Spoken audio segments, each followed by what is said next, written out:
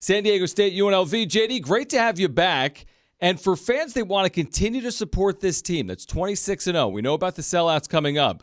But are you encouraging fans to be looking at travel potentially for the NCAA tournament? Should they be looking at Sacramento for that first weekend of the tournament? Well, first off, thanks, guys. Glad to be back on. It's been a while. Yeah. Having been on the home of the Aztecs. We sent some information out earlier this week and a press release just talking about the NCAA process. One, obviously, there's still tickets available to get over to Vegas to see the Aztecs play in the Mountain West Conference tournament. But then for that first and second round of the NCAAs, the NCAA really allots each institution a small number of tickets. So we get 400 tickets to satisfy everything that we need to do in Sacramento, and that's, student athletes get tickets for their friends and parents and all of that, coaching staff, other staff going up. So there's really a limited number of tickets, but the arena, I think, last week had 3,600 tickets still available for the NCAA tournament. So we're encouraging people, go to the NCAA website and buy tickets for Sacramento because, it's 99.999% chance we're going to be in Sacramento. Well, that's awesome. It's very encouraging. I'm disheartened, though. We keep looking at this AP polling and throughout the season, and it just doesn't feel like San Diego State is getting enough credit nationally. And look, in football, okay, the AP polling, it's nice, but it doesn't really matter if you're in the group of five. You know what it is. I mean, we've seen this before, but in basketball, it matters. It matters what the general public thinks. It matters what the viewers want to see, and it matters if you were at a school in a mid-major, especially at the top of the heap in the AP polling for the majority of the season, like potentially San Diego State should have been.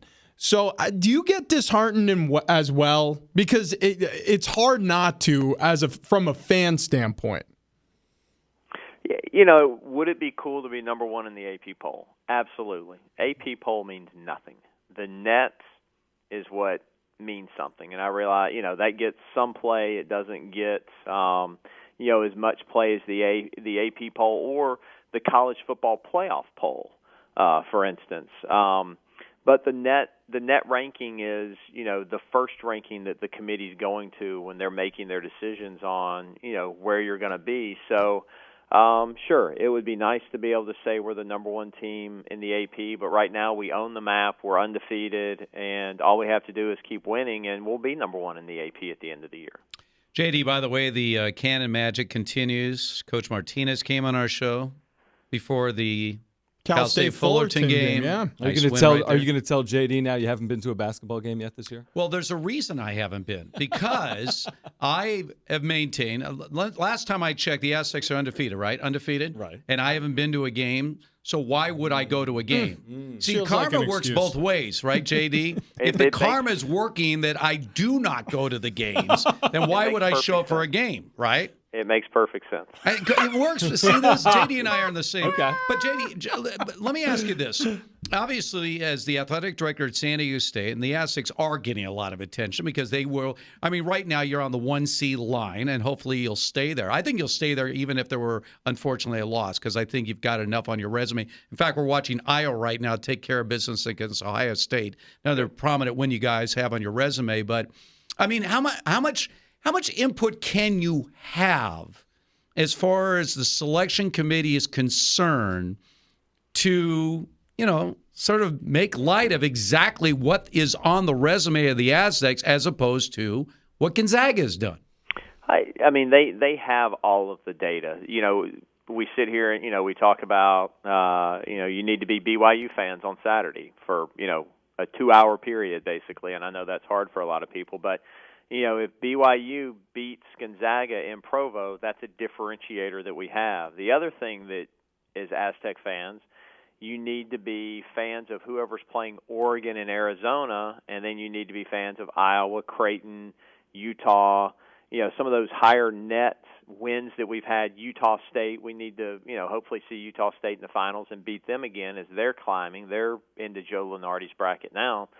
So it's not just what we do. It's what the teams that we've beaten, throughout the year keep winning. But then Arizona has I mean, they were like 9 in the net or something like that. And you look at their season, you're like, how are they 9 in the net? So we need Arizona and Oregon to lose some games and have their net numbers drop. And then that way our resume looks better than Gonzaga's does once they get to Selection Sunday. JD Wicker joining us here on Xtra. JD, I'm curious, a season like this for San Diego State and the Mountain West, does it make the league reconsider the possibility of adding conference games in men's basketball? Because they've been playing 18. I know years ago Steve Fisher wanted to play 16 games. Now there's talk of going to 20 games. Will this type of season prevent the league from potentially expanding its conference schedule? I know this. Me and my staff are collecting a lot of data to show why adding 2 more conference games is a very bad idea for this conference. So we're going to work really hard to help folks understand that, they don't need to add 2 games. They can very easily find 2 games in the non-conference schedule that can help them build a resume that can get them to the tournament as well, just like we've done. So that's something that we are working on for sure.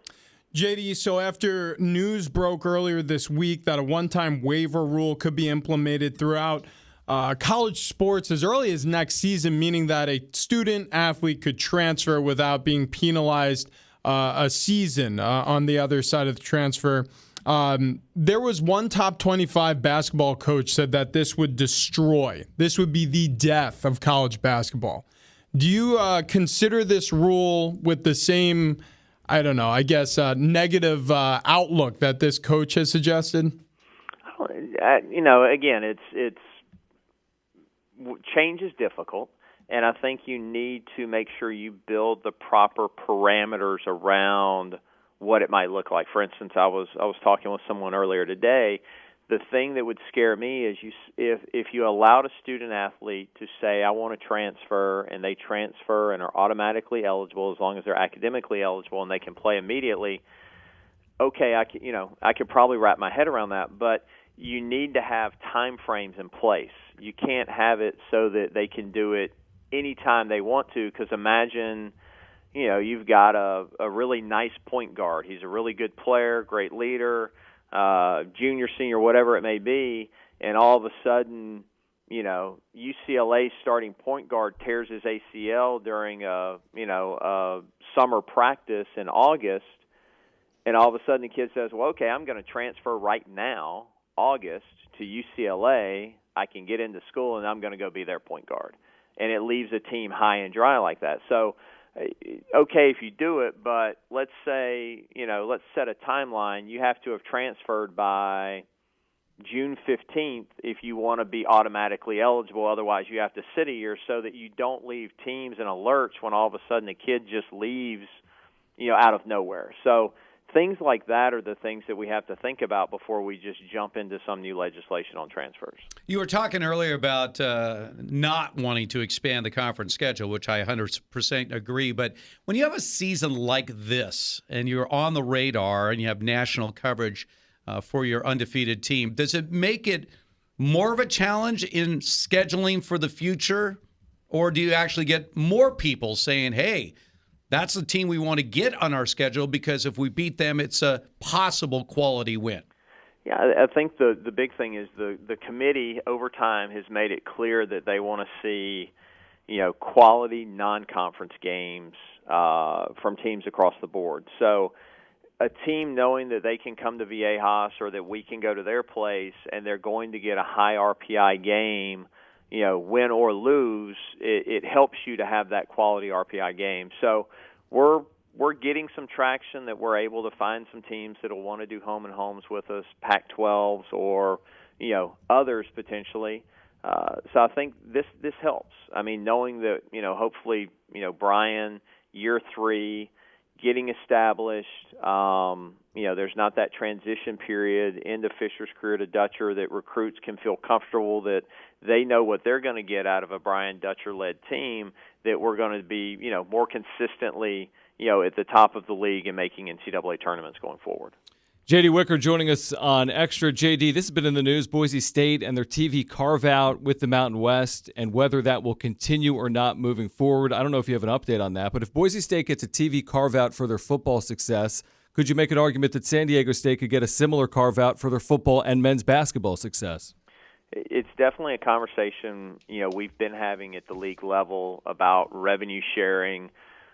Philosophically, myself and the president are on board that we'd like to see equal revenue sharing.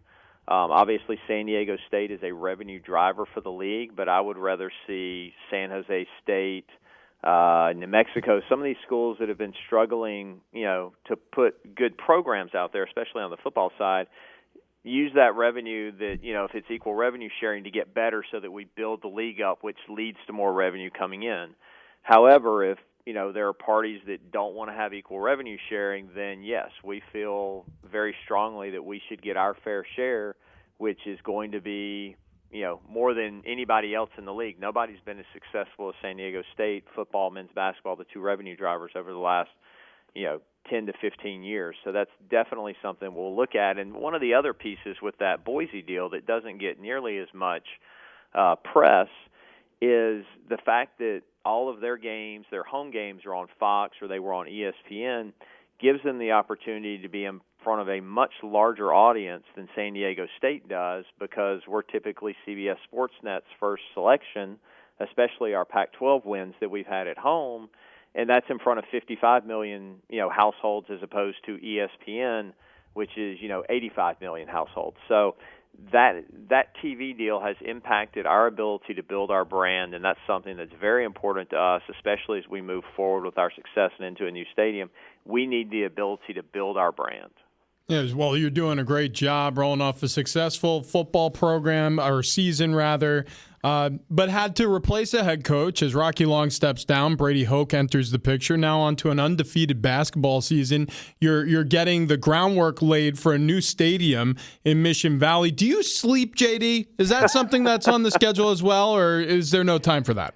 I sleep except when I wake up and think, wow, in a month or two we could own a 55-year-old plus stadium that, will have the Rolling Stones within a month and a half of when we own it, and how are we going to get all that done? So those are the things that, that are keeping me up these days. But it's a great time to be an Aztec, and appreciate all the community support, our alums and our donors, and everyone that's in the athletic building and all the work they're doing to, baseball and softball both had wins the other night. The women's lacrosse team beat Arizona State today, which is, it's always fun to beat the Pac-12. We seem to do that on a regular basis. So it's just a great time to be an Aztec. We're going to, try to take advantage of it as much as we can. Well, my final question then is, if you're sleeping fairly well, that means that everything is on target still for the stadium? Are we still on track for our 2022 opening?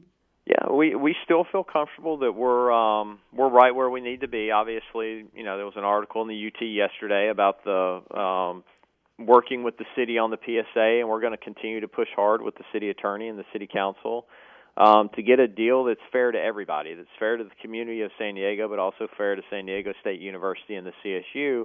And we feel comfortable that over the next couple of weeks we can get that done, get it solidified, and then put a shovel in the stadium. We've got trustee approval for the site work and all of that, and now we need in the EIR, and we go at the end of March to get approval for the stadium, and we feel good about where that process is at, and we're going to be chomping at the bit to go.